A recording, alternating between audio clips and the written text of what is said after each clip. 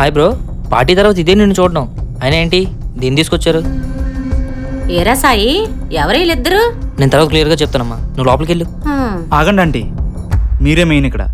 రే, నీకు 2 విషయాలు చెప్పాలరా. మొదటిది, ఇది నా చెల్లి, దీనికోసం రోజు పార్టీకి వచ్చా. రెండోది, నువ్వు అది ఇది అని ఎలా పడితే అలా మాడితే ఇంకో మాట మాట్లాడడానికి నోట్లో నాలుక ఉండదు. ఏంటి బాబు గొడవ పడేలా మాట్లాడుతున్నా?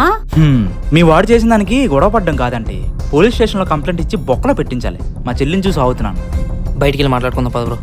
ఏరా, నువ్వు మాత్రం మా నాన్నకి డైరెక్ట్గా పిక్స్ పంపిస్తాను బెదిరించచ్చు, అమ్మాయి వాళ్ళ ఇంటికి వెళ్ళి పరువు తీస్తాను బ్లాక్మెయిల్ చేయొచ్చు, నేను మాత్రం నీతో బయటికి వెళ్ళి మాట్లాడాలా? గొప్ప కామెడీగా లేదు నీ అవ్వరో. రే అన్నయ్య, గొడవద్దురా, ఇంటికి వెళ్ళిపోదాం. నేను వీడితో గొడవ పడదామని వచ్చుంటే ఈ పాటికి ఇటు మొక్కం వీడియో గుర్తుపట్టలేనట్టు కొట్టేవాడిని. నేను ఆంటీతో మాట్లాడదామని వచ్చాను. రండి ఆంటీ, కూర్చొని మాట్లాడుకుందాం.